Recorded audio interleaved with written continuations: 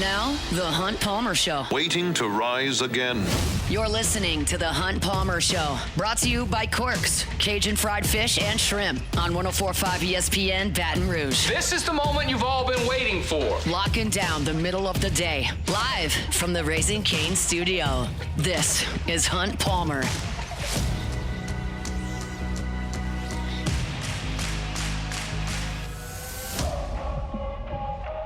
Welcome in. Hunt Palmer coming to you from the Raising Cane studio downtown in the capital city on this Friday opening day in the capital city. Fired up to be here. Got Jordan Kitchens, Cassie Spazzali back there on the ones and twos. And we got baseball in 1 hour from right now. So here's the deal. For an hour, we're going to talk baseball. And then in the second hour, once they start things up at the box, we'll transition into some football. Preston Guy will be with us at 2 o'clock. Trinidad Shamlis case has been settled. We'll talk about what that means for LSU and all of college football. Also, LSU women's basketball with a huge game tomorrow against South Carolina. We'll talk about that. And LSU and LSU and Tennessee. One of the UTs that wears orange. I'm in baseball mode. I don't have a lot of power to go talk LSU men's basketball at this current juncture. The lineup is dropped, so we're going to get to that in our opening drive. Welcome to the big league. It's time for Hunt's Opening Drive. Presented by Fabry Chevrolet GMC in St. Francisville. So yesterday I gave you my prospected lineup for LSU against right-handers and left-handers. LSU is seeing a left-hander today. That is left-hander Matthew Mueller. It could be Miller, but I think it's probably Mueller. The Cubs had a guy that was Mueller, and it was Bill Miller. Mueller, doesn't really matter. He's left-handed. He's going to start against LSU today. He made 6 starts for this Milwaukee team last year, had a 1-2 record, a 5.23 ERA. Big strikeout numbers, though, 55 in 41 and a third inning. So LSU will see a lefty. And this is the lineup that Jay Johnson has penciled in. And there is one surprise to me. Not shock, but surprise to me. Chris Stanfield is going to lead off and play left field. I projected that yesterday against left-handed pitching. Derek Curiel is going to play center and hit second. I projected that as well. Stephen Milam is the shortstop. He will hit third as a right-handed hitter. I had him in the 4th spot yesterday. He will hit third. I had Jake Brown in the 3-hole. He's going to be the cleanup guy. So your front 4, Stanfield, Curiel, Milam, Brown. Then you got Cade York at first base in the 5-hole. I thought that's where he would be. Cade Arambidi, the catcher, is hitting 6th. That's where I thought he would be. And then you've got the 7-hole. Hello, Mason Braun, the freshman from South Bend, Indiana, starting on opening day in the designated hitter spot against a left-handed pitcher. Keep in mind, Mason Braun is a left-handed hitter. That's the more surprising aspect to this entire thing. Not shocking. Mason Braun might have been LSU's best hitter in the preseason. In the 8-hole, against a left-handed pitcher, you've got Braden Simpson. I had him in the lineup yesterday. And then in the 9-hole, Trent Caraway, and I went over that as well. So, Jay Johnson against a left-handed pitcher today is doing something that I anticipated he would do. He's bringing Chris Stanfield up to the top of the lineup, veteran presence, right-handed, gets on base a lot. And then he's going to put his best hitters right behind Stanfield. Curiel, Milam, Brown, York. I think those are the best hitters on this team. Yes, Curiel's left-handed. Yes, Brown's left-handed. Yes, York is left-handed. Doesn't matter. They're your best hitters. They stay up at the top. You're not forcing Cade Arambidi up. You're not forcing Braden Simpson up. You're not forcing Trent Caraway up because they hit right-handed. You're putting your best hitters up at the top of this lineup as left-handed bats. And realize that Stephen Milam can also hit right-handed. He's not as good a hitter right-handed, but he will. Cade Arambidi will be in the 6-hole. I like him right there. They really like his offensive ability, but they're not going to put a lot of pressure on him at this moment in his first opening day start. And then I'll talk a little bit here about Mason Braun. Mason Braun, if he were 6'3" or 6'4", would not play college baseball. He's one of those. Alex Bregman is one of those. Dylan Cruz is probably one of those. And I'm not going to tell you that Mason Braun is in those guys' category. Those guys were famous when they showed up at LSU. They were Team USA guys. They were thought of as likely first-round picks as juniors in high school. And Mason Braun wasn't that. But his hitting tool is elite. He doesn't run great. He's not really tall. And he's left-handed, so he can only play first base or an outfield spot, and he doesn't run great. So what you have here is a bit of a flawed prospect, okay? A flawed prospect. What you do not have is a flawed college baseball player. You have a potentially elite college baseball player. And Mason Braun earned this start today over Seth Dardar. He earned it over Tanner Reeves. Those guys are fifth-year players. That's a loud statement from Jay Johnson. And it's earned. It's not shocking. We've talked about Mason Braun for a month now. And I told you in my bold predictions on Wednesday, they were varying in boldness in terms of their degrees, okay? And what I said was, one of them, Mason Braun will get 3 postseason at-bats. Now, that looks silly. Now, he could flame out. He could have a really rough go of it and lose his spot as the DH, and you got Dardar and Simpson and Reeves and John Pearson and some of these other guys that could theoretically, get that spot from him. But what you're looking at is a guy who bullied his way into the lineup in inter-squad games. And I should have paid a little bit more attention when Jay Johnson said yesterday that Braun might be their best hitter. Like, he kind of said that in a casual way in the middle of an answer, and I didn't quite catch up to it. But keep in mind, Kansas State last year, and I realize that sounds like a huge transition. It's not. Kansas State last year went 32-26.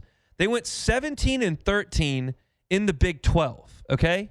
17-13 in the Big 12. That's a real conference. Went 17-13. They ended up going to the Austin Regional. They lost in the opener, beat Houston Christian, and then got beat by Texas in the Austin Regional. But Seth Dardar was their best hitter. He was their best hitter. He led them in homers, had a high batting average. You know the story by now. Homered off Cade Anderson, doubled off Kason Evans, was their best hitter. He's probably penciled in for that spot, unless you want to give it to John Pearson, this DH spot today. John Pearson against a left-handed pitcher, or Tanner Reeves, who I know they like offensively. And Braun got that spot. That is no small thing at all. And I don't mean to heap a ton of unnecessary quote-unquote pressure. Newsflash, Mason Braun's not listening to what I have to say. But you are in the fan base. If you're headed out to the box or listen to me before they crank up here in 53 minutes, he's got the potential to be a star. And I told you on WAFB's season preview that we did, John Eads invited me, Musso, and Koki Riley to sit down and do kind of a 4-person roundtable. And I said in the course of that I thought if you made me put $1 down, I would bet Mason Braun to hit 3rd for LSU on opening day next year. Now, keep in mind, the only starter that's projected back on this team next year is Aaron Beatty, and then you got Braun. But everybody else is going to be gone. Zach York's out of eligibility. Tanner Reeves out of eligibility. Seth Dardar out of eligibility. Braden Simpson out of eligibility. Stephen Milam's going to be draft pick. Caraway is going to get drafted. Stanfield's out of eligibility. Curiel is going to get drafted, and Brown's going to get drafted. So you're only going to have 2 guys back off this 9-man lineup. So I don't even know who's going to be on the team next year that I would substitute for Mason Braun in the 3-hole next year. But that's what I think of him as a hitter. He's got prodigious power. He has a great eye for the strike zone. And I was listening to Kason Evans talk to the guys on Mic'd Up, and he mentioned Braun specifically. And I just kind of figured that Jay Johnson, keep in mind, it's only our fourth.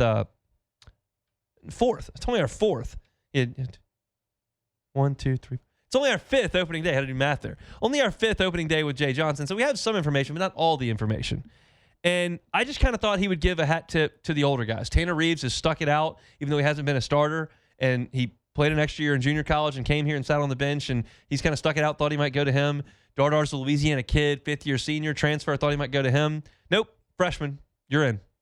And it really does lend itself to Jay Johnson's suggestion of, hey, I'm not here to give a look to this guy or give a look to that guy. I'm here to win the game. And I really, truly believe sometimes I think Jay's being a bit hyperbolic. I will say that for sure. I think he's being a bit hyperbolic at some points.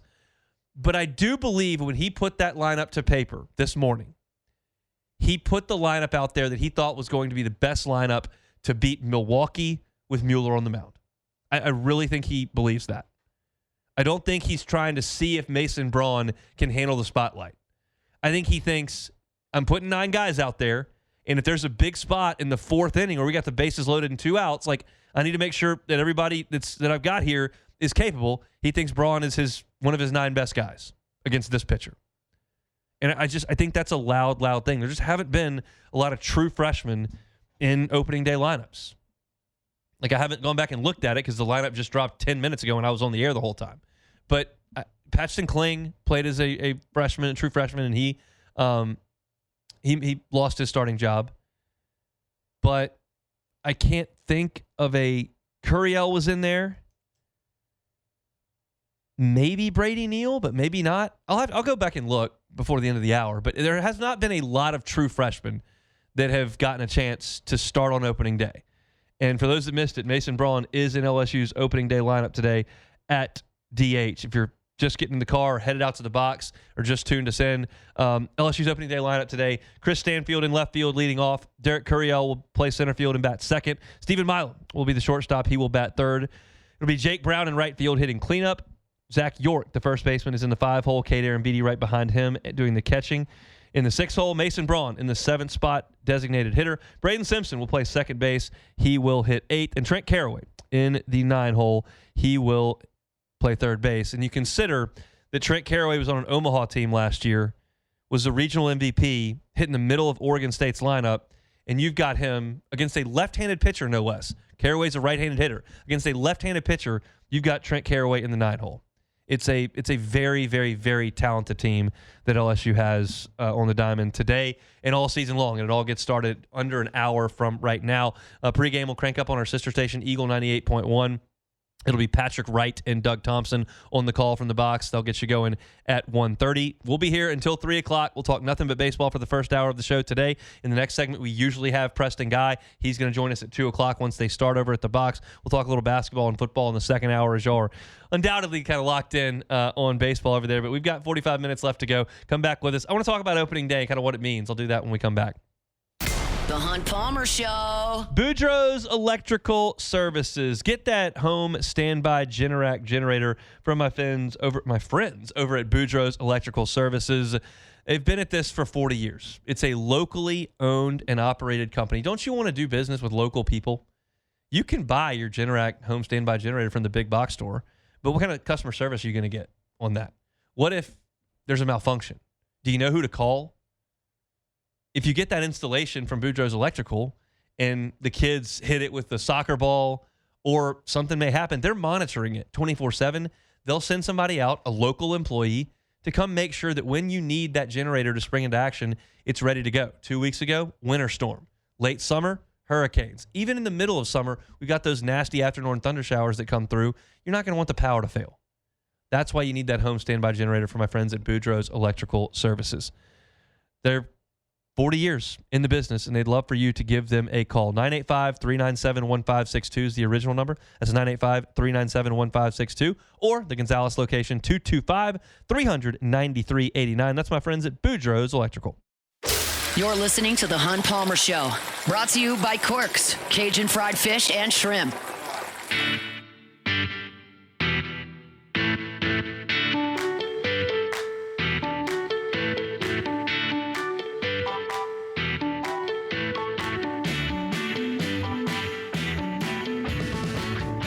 Friday show is brought to you by Corks, Cajun fried fish and shrimp. Headed out to a Mardi Gras route, watching some baseball this weekend, or just need some lunch. Corks is always a great, great option. Menus online, corksfishandshrimp.com. Jumbo Gulf Shrimp, crispy, clean, fried catfish. Go check them out. Government between Foster and Jefferson online at corksfishandshrimp.com. If you were headed to the box today, please listen up. If you were headed to the box, please listen up. There has been a traffic accident in probably the worst possible spot. There is an accident on Nicholson between Skip Burtman and Gourier coming from the north, so coming from downtown. So if you're coming from the north, from downtown towards the box, use River Road or go around campus and loop back through on Burbank or something if you can, because Nicholson is very, very much backed up. So if you're coming from downtown up Nicholson, be advised, there is a traffic accident right there on campus, right next to the box, so that's not really where you want to be. Okay, so let's talk opening day here. I've given you all my spiel on opening day many times. I think it's relevant, and it's one of my favorite aspects of the sport that I love so much in college baseball is that we get a lineup on opening day, and it just doesn't look like that at the end. There's always a significant change, 2 or 4, that happen. Now, I think this lineup is so veteran that you're going to see minimal change, but change is inevitable. I mean, on the 2023 team, you didn't have Dugas or Beloso in the lineup on opening day. You had Riley Cooper in the rotation. You had Chase Shores in the rotation. Ty Floyd was not. Last year, you look at that team, and as good as they were and as consistent as they were throughout the course of the season, like there were some shakeups with that lineup as you moved forward. It just tends to happen over the course of the 56 games. I give you my 2009 story all the time. 2009, you had Chad Jones as your DH on opening day. Like that didn't look anything like that.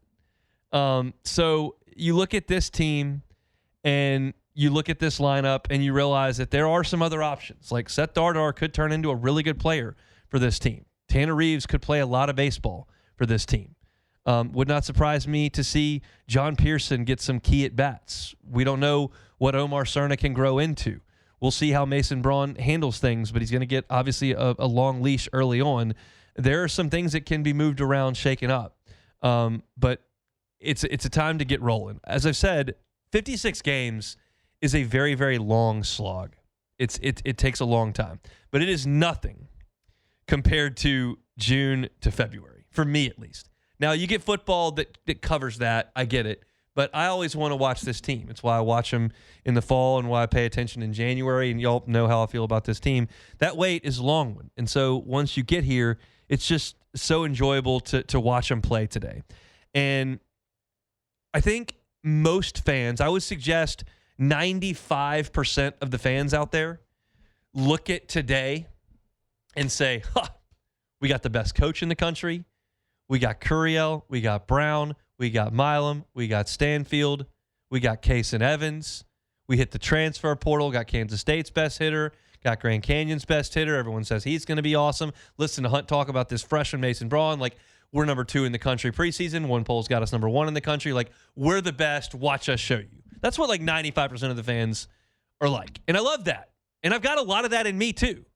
I would say I've got 60% of that in me. But if y'all have heard me talk about this before, we do this personality test here at Guarantee, and one of the aspects of my personality, which actually probably is a detriment to me as a radio personality, because you want to be super opinionated, and there needs to be an element of shock jockedness to it, like where you just bound the table and I'm right and this is what it is, and I don't necessarily have a lot of that in me. But what you get in me is I look at both sides of things. It's just in my nature to look at both sides of things. So there's always, every year, going to be a part of me that looks at the other side of the equation that goes, okay, you don't have Anderson and Ianson, and you don't just replace those guys willy-nilly. That's tough.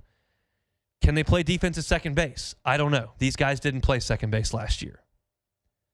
Well, what about your ability to hit home runs? Where's your slugger? Like, where's your guy that's gonna terrify teams and hit 22 homers? Can Aaron Beatty play defense back there? Well, what about your depth at catcher? What if he goes down? Can William Schmidt throw it over the plate? I don't know. Is Cooper more talented enough to go from Kansas to LSU?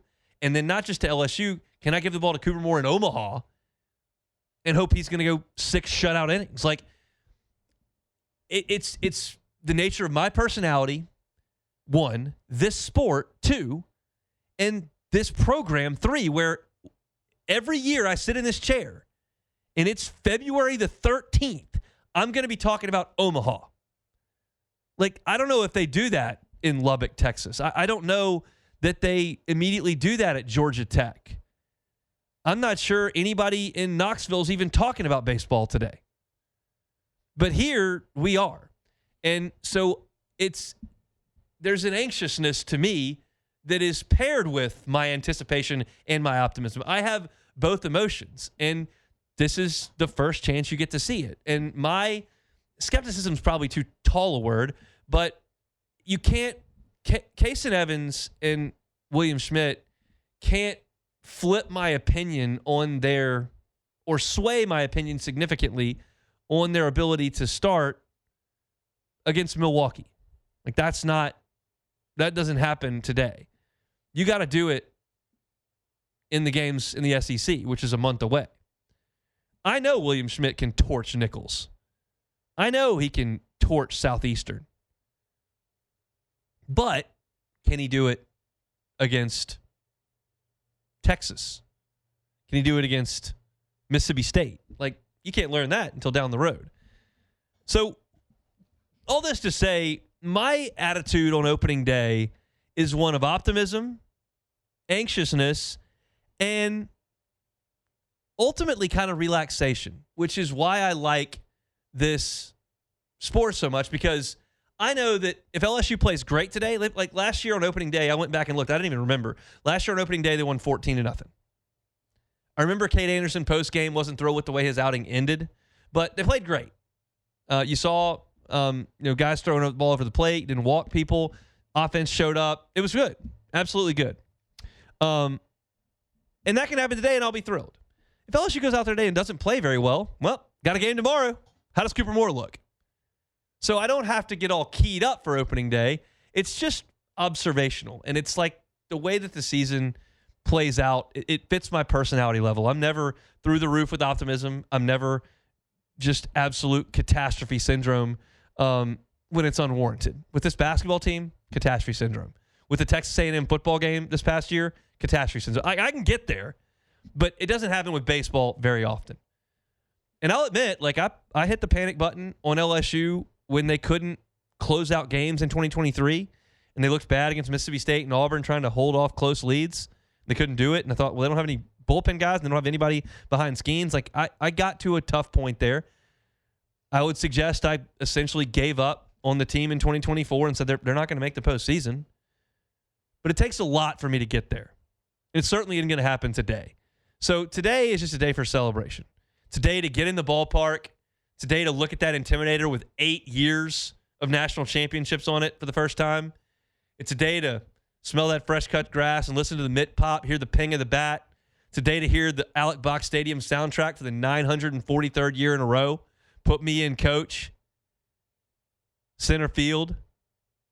It's a day of celebration of the best program in college baseball, with the best coach in college baseball and what we hope is the best team in college baseball. But they won't prove that today. And the clock starts today on observing what this team can become. What happens at second? Is Braun for real? Do they catch the ball in the infield and at catcher? Do these young pitchers throw strikes? Who's coming in a leverage spot out of the bullpen? There are like 10 options, which I'm going to get to in the next segment. Who's going to be called upon to get big outs if they show up? May happen today, may happen Sunday, may not happen until they get to Jacksonville. Eventually it'll happen. And I'm curious, do they go with young guys with stuff? Do they go with older guys with pedigree? This is the stuff that I love to get my teeth into. And this is the time of year that you get to do that. And I think it's absolutely awesome. So if you're headed out to the box, again, watch that traffic headed from the north. Get in there, enjoy the warmest opening day I can remember. I can still vividly recall my freshman year at LSU, Paul Maneri's first year, 2007 team, February start, Charlie Furbush on the mound. They're playing St. Mary's at the old box. I'm there, my first game as a student. The high temperature mark of that night game must have been 44. And it only got colder. And it was probably 38 by the time they finished that thing. I think Furbush struck out the first 8 guys he faced. It was brutal. Today, you got sunshine, you got warm weather, you got the defending champs on the field. Should be an awesome day to watch a little baseball, celebrate this program, and embark on another season, and I am fired up to do it. Just wanted some thoughts of mine on opening day here on this Friday. We're brought to you by Cork's Cajun Fried Fish and Shrimp. What am I expecting out of the bullpen today? I'll talk about that next. The Hunt Palmer Show. Fabry Chevrolet GMC. Fabry Chevrolet GMC. The entire inventory is online at fabrychevrolet.com. Trucks. All February long, we're talking trucks because The offer does end at the end of February. We're about halfway through. Get on by and see him this weekend. Chevy Silverados, up to $11,000 off MSRP or 1.9 APR financing. Amazing deals on Chevy Silverados. GMC Sierras, fine truck, up to $13,000 off MSRP, 0.0% APR financing. Just going to have a hard time beating that. Go by and see our friends at Fabry Chevrolet GMC and ask about a truck. Get behind the wheel. Get a test drive in. It's Highway 61 in St. Francisville. If you're in Baton Rouge, short drive, certainly just north of here. If you're in the Felicianas or Point Capee, get on over to Fabry Chevrolet GMC. You can start your buying experience at FabryChevrolet.com. If you go by the lot, you're going to get that amazing customer service you've come to know and love from the Fabry family. Online at FabryChevrolet.com. This is the Hunt Palmer Show, brought to you by Corks, Cajun fried fish and shrimp.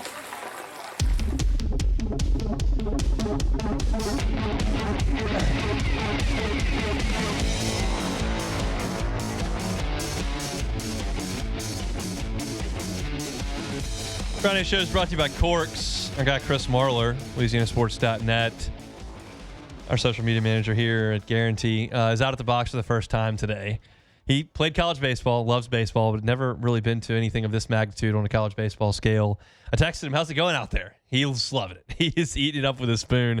Can't wait to get a report from him. I might have him come on Monday and just talk about what he liked about being out at the box. One score from SEC play at this point. South Carolina not on the scoreboard yet in the 6th inning. As I say that, the kid just hits a rocket home run. I couldn't even get through the sentence. It was 0-0 in the 5th, and the kid from, I don't even know who they're playing, looks like Kennesaw State or somebody, hung a slider. Kid from South Carolina just pummeled into the seats. Northern Kentucky, who they're playing. Northern Kentucky deserves to lose by 50. They're wearing black pants and yellow jerseys, so they deserve to get destroyed. They're not to this point. They're losing 1-0. South Carolina finally on the board. They had been shut out through 5 innings, but Gamecocks are on the board. It sounds like Cam Johnson threw the ball really well for Oklahoma today in Arlington. I haven't seen a score on that, but sounds like he was pretty good. I think he only gave up 1 run in 5 innings. So a couple scores from around the SEC in baseball. Let me tell you about my friends at Ochsner. It is Heart Month here in February. Great month to focus on your overall health and wellness. I know a lot of people do that in January.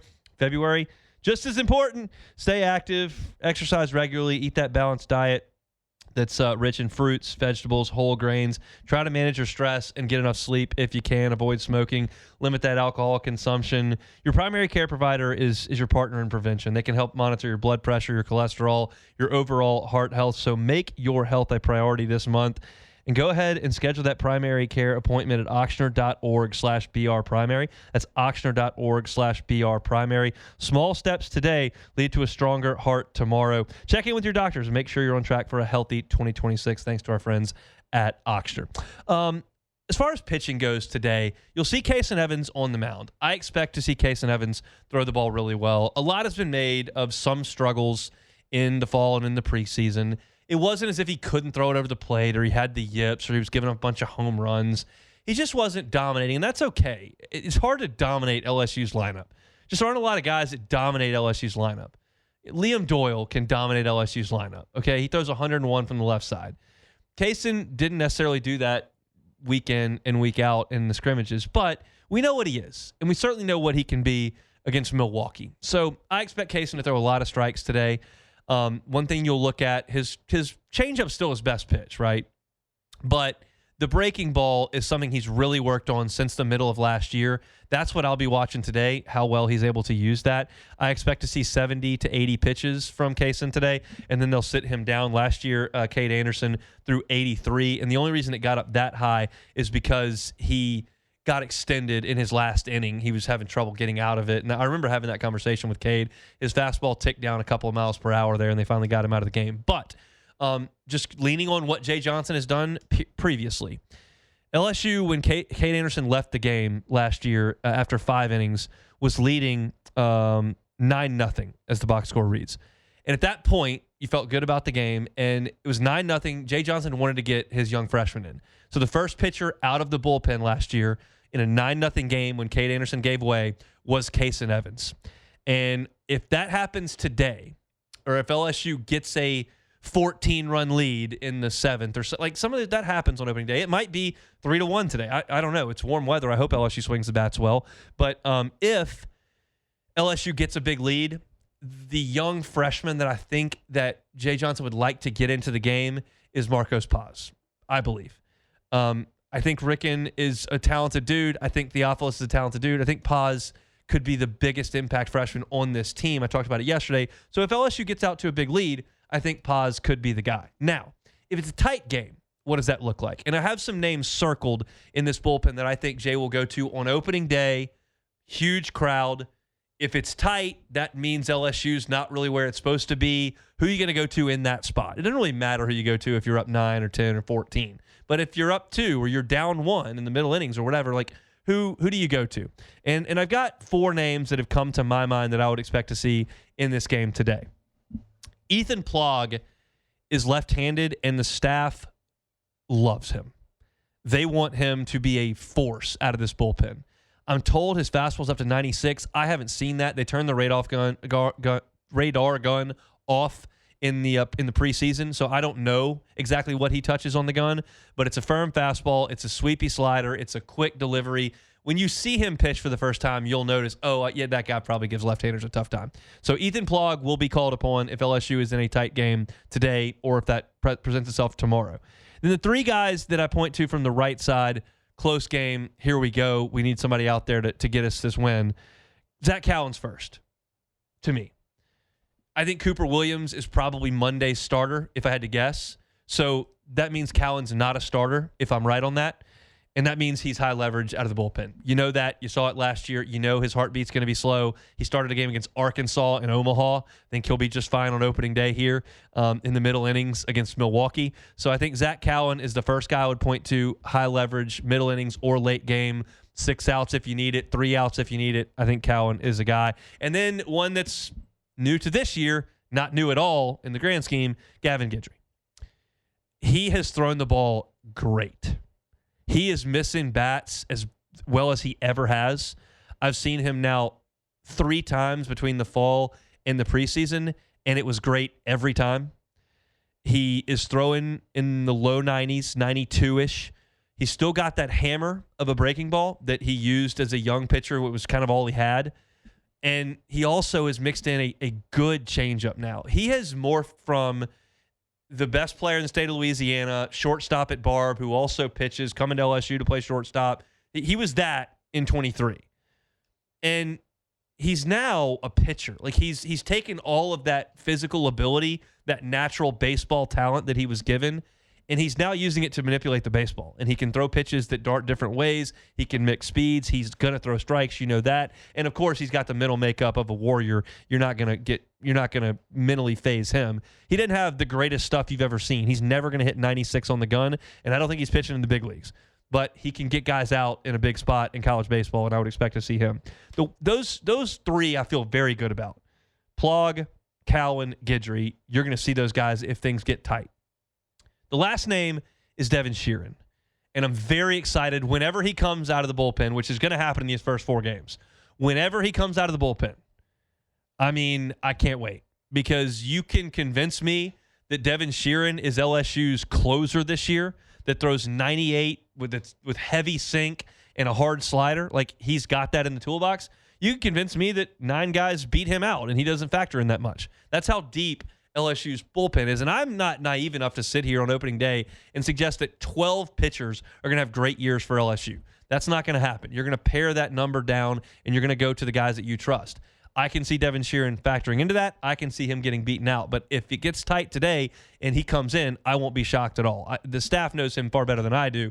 I'm curious to watch him come in the game. Those are the guys that I'm looking towards that are going to be used in big spots. Of course, you've got Maverick Rizzi, who's proven himself to be a quality arm.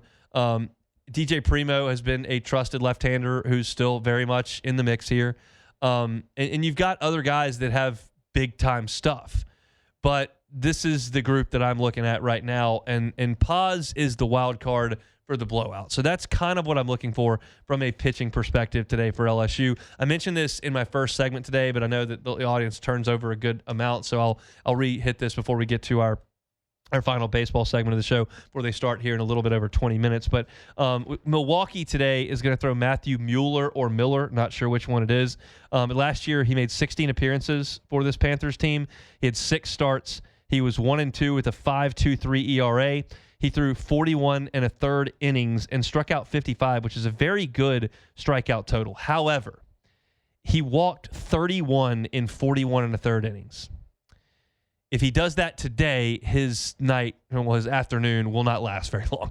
You can't come into the box on a warm day with a group of ready hitters. I mean, you heard Jay Johnson yesterday say that his team was ready to mutiny if they had to enter squad again. They're ready to play.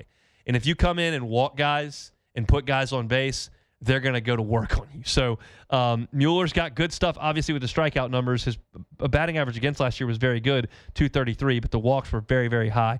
They're holding, Milwaukee is, the conference pitcher of the year last year in Gavin Theus, who was 9-1 for him, did not have a loss in conference play last year.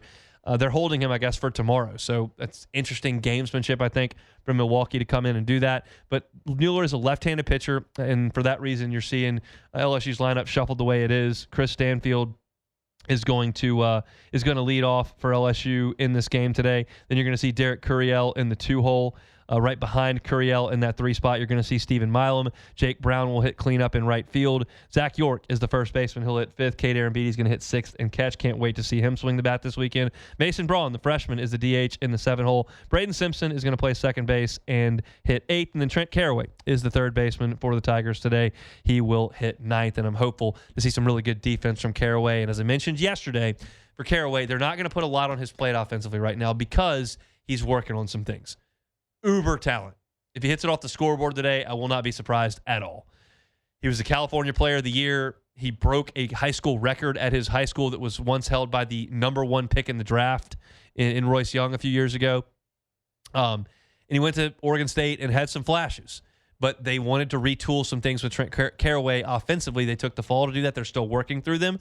And that's why you're seeing him in the 9-hole, even though he's a powerful veteran right-handed bat against a left-handed pitcher. They want to give him some time to ease in. So very, very excited to watch this entire team go out there and play, and we are just about 17 minutes away from watching them do that. Our Friday show is brought to you by Corks, Cajun Fried Fish, and Shrimp. We will come back and close out the hour and the baseball talk when we come back.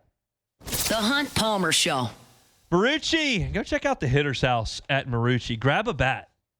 Take some hacks. You got a youth baseball player in your family under your roof? Take them to the Hitter's House. Got a youth softball player? Take her to the Hitter's House.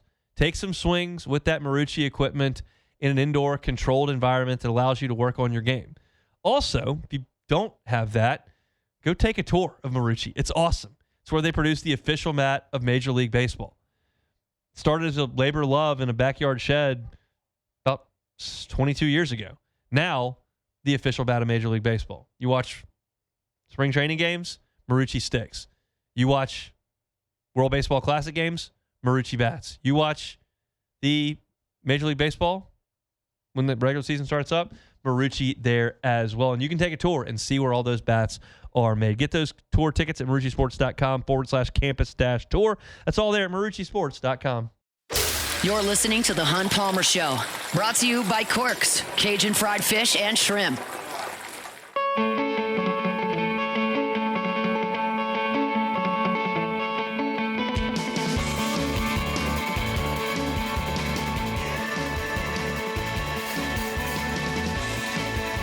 Sun is shining, grass is growing. That's why I got to remind you, my friends, at Gotro's Outdoor Power. If you're looking for a zero-turn mower for your home, your property, look no further, my friends, at Gotro's Outdoor Power. 2 locations, Airline Highway, and, of course, in Gonzales. You're looking for a hustler, they got them. They can get you behind the wheel of a zero-turn mower, brand new, less than $100 a month.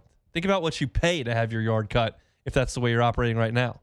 Go ahead and get one of those great zero-turn mowers from the folks over at Gotro's Outdoor Power. Their customer service is second to none. They've got trucks going statewide 8 hours a day, hauling equipment, hauling parts.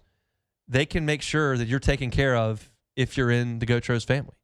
So you can get a zero-turn from a lot of places. We know that, right? Big box stores, happy to sell you one. But what happens when you got a bit of an issue? Or what happens when you need to get it taken to your house and you don't have a trailer? They got them at Gotro's.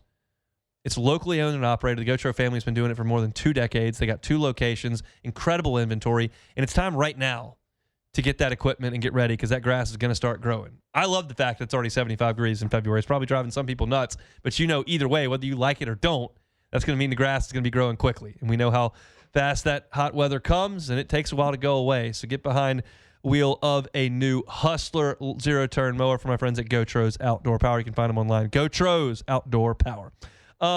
Here's a little projection for this weekend.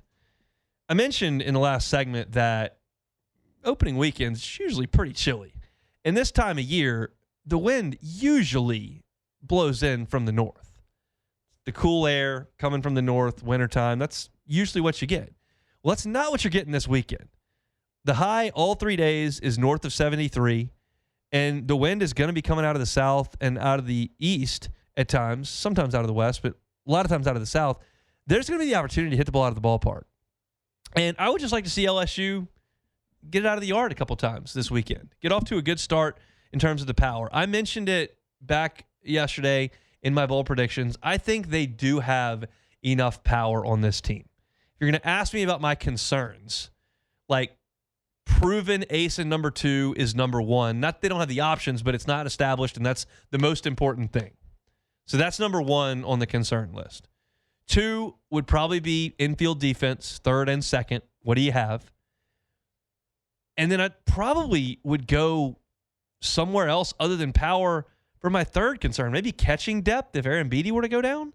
Like, I just don't have a lot of concerns about the power. And I realize that putting on a light show against Milwaukee's pitching staff isn't going to declare to anybody down here that we need to book flights to Omaha. But I just think this is a good opportunity to develop some confidence and to drive the ball out of the ballpark when this time of year, sometimes that doesn't happen. And selfishly, look, I'll be honest with you. I've got a bold prediction out there that says I got 6 LSU players with 10 home runs plus. Nobody's hitting 20. I need to get off to a pretty good start against the lesser teams because you're not going to be running a ton of balls out of the yard when some of these power SEC staffs start showing up. So I'm hopeful that you see the ball leave the ballpark a little bit over the course of the next 4 days as it's as warm an opening day as I can really remember here at the box. It's my last time to just fire off a few preseason expectations before they ever throw a pitch. Again, I think Cooper Moore is going to be really solid. The 2 guys around him this weekend are the most important development of the entire weekend in terms of throwing the ball over the plate.